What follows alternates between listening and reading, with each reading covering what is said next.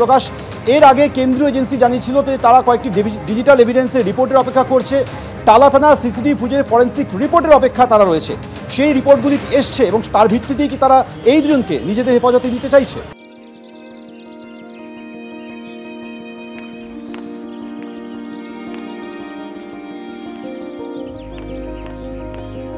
দেখো শোভেন, আর কিছুক্ষণের মধ্যেই সুপ্রিম কোর্টে মামলার শুনানি শুরু হবে এবং আমি যে কোর্টে রয়েছি শিয়ালদা কোর্ট, এখানেও কিন্তু আর কিছুক্ষণের মধ্যে এই মামলার শুনানি শুরু হবে।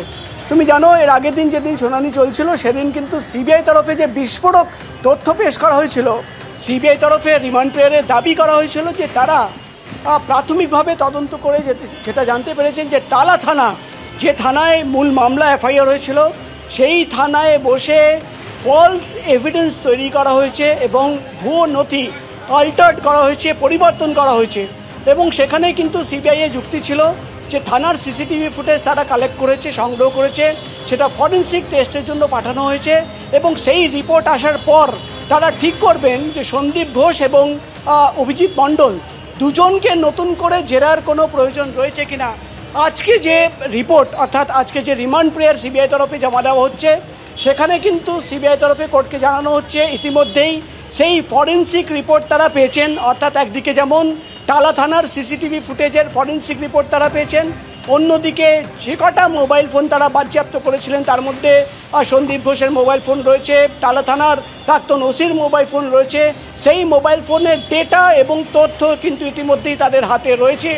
এবং রিমান্ড প্রেয়ারে সিবিআই তরফে দাবি করা হচ্ছে যে সেই রিপোর্ট খতিয়ে দেখার পর প্রাথমিকভাবে বেশ কিছু ক্রুশিয়াল এভিডেন্স তথ্য, ক্রুশিয়াল অর্থাৎ ইম্পর্টেন্ট কথাটা ইউজ করা হচ্ছে, গুরুত্বপূর্ণ তথ্য পাওয়া গেছে এবং তারা মনে করছেন সেই তথ্য সামনে রেখে দুজনকে নতুন করে জেরা করতে হবে, এমনকি দুজনকে মুখোমুখি বসিয়ে জেরা করতে হবে এবং দুজনকে একাধিক সাক্ষীদের সঙ্গে বসিয়ে জেরা করতে হবে।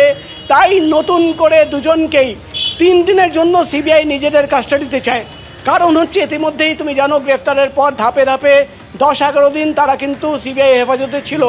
নতুন করে তাদের কাস্টাডিতে নেওয়ার কারণ হিসেবে যেটা সিবিআই তরফে জানানো হচ্ছে যে ফরেন্সিক রিপোর্ট তাদের হাতে রয়েছে, মোবাইল থেকে যে ডেটা এক্সট্র্যাক্ট তারা করেছে সেটা তাদের হাতে রয়েছে এবং সেখানে কিন্তু বেশ কিছু ক্রুশিয়াল এভিডেন্স এবং তথ্য পাওয়া গেছে, যেটা সামনে রেখে কিন্তু মুখোমুখি বসিয়ে দুজনকে জেরা করতে চায়। আর কিছুক্ষণের মধ্যেই শুনানি শুরু হবে এবং তখন দেখার বিষয় হবে একদিকে যেমন নার্কো টেস্ট এবং পলিগ্রাফ টেস্টের সম্মতি তারা ভার্চুয়ালি দেয় কিনা, অন্যদিকে দেখার বিষয় হবে যে খামবন্ধ রিপোর্ট আজকে সিবিআই তরফে পেশ করা হচ্ছে সেখানে আরও কি বিস্ফোরক তথ্য রয়েছে, সেই দিকেই কিন্তু আমাদের নজর থাকবে। সোমেন, ধন্যবাদ প্রকাশ।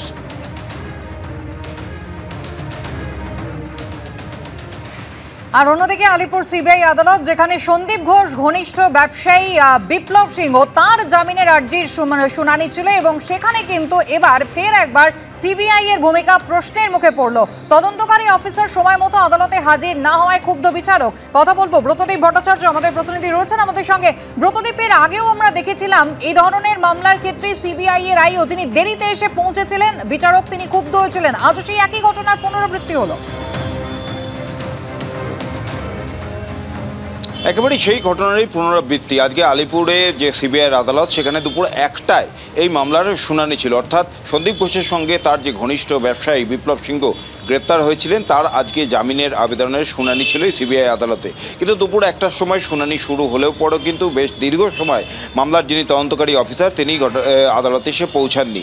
আজকে যখন এই জামিনের আবেদনের শুনানি শুরু হয়, সিবিআইয়ের যিনি আইনজীবী ছিলেন, যারা আইনজীবী ছিলেন, তারা কিন্তু সওয়াল করেন যে বিপ্লব সিংহ তার অত্যন্ত গুরুত্বপূর্ণ ভূমিকা রয়েছে, তিনি সন্দীপ ঘোষের সঙ্গে এই বিপ্লব সিংহের অত্যন্ত ঘনিষ্ঠ সম্পর্ক এবং যে দুর্নীতির অভিযোগ রয়েছে সেই দুর্নীতিতে প্রত্যক্ষ ভূমিকা রয়েছে এই বিপ্লব সিংহের। কারণ তার আন্ডারে অর্থাৎ বিপ্লব সিংহের নামে ও বেনামে অন্তত 15টি সংস্থা রয়েছে, যেই সংস্থাগুলোর মাধ্যমে আরজিকর হাসপাতালে যে টেন্ডার হতো সেই টেন্ডারের যে দুর্নীতি, সেই দুর্নীতির চক্রটা চলতো।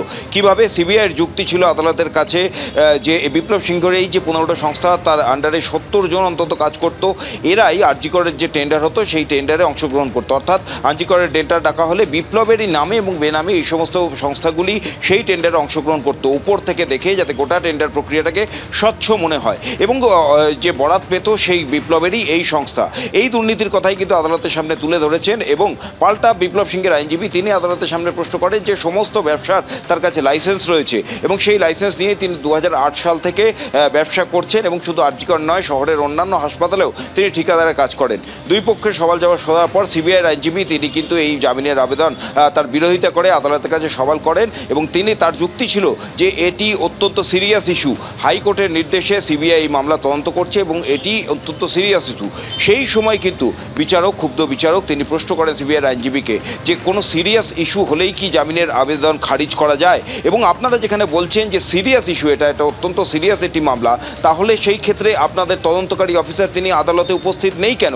সেই সময় ঘড়িতে তখন প্রায় 1:20 পার হয়ে গিয়েছে এবং বিচারক প্রশ্ন করেন যে দুপুর 1টার সময় আমি শুনানির সময় নির্ধারিত করেছিলাম, 1টার সময় শুনানি শুরু হয়েছে, দীর্ঘক্ষণ শুনানি চলছেও, কিন্তু এখনও পর্যন্ত আপনাদের আইও অর্থাৎ তদন্তকারী অফিসার তিনি আদালতে এসে পৌঁছাতে পারলেন না, তিনি কি আদৌ আসবেন? এই প্রশ্ন করার পর কিছুক্ষণ হতভম্ব হয়ে যান সিবিআইয়ের আইনজীবীরা। যদিও 1:25 নাগাদ সিবিআইয়ের যিনি তদন্তকারী আধিকারিক তিনি আদালতে এসে পৌঁছান। সেই সময় বিচারক তাকে প্রশ্ন করেন যে আপনারা কি অগ্রগতি করলেন তদন্তে এতদিন ধরে? পাল্টা সিবিআইয়ের যিনি তদন্তকারী অফিসার তিনি বিচারককে জানান যে বিপ্লব সিংহের বাড়ি এবং অফিস থেকে প্রচুর ডিজিটাল এভিডেন্স তারা সংগ্রহ করেছেন, যার মধ্যে অন্তত 99,000 ফাইল রয়েছে। সমস্ত ফাইলগুলি সেগুলোকে খতিয়ে দেখা হচ্ছে এবং তারা বেশ কিছু তথ্য প্রমাণ পেয়েছেন যেগুলো তিনি সিডিতে অর্থাৎ কেস ডায়েরিতে নথিভুক্ত করেছেন।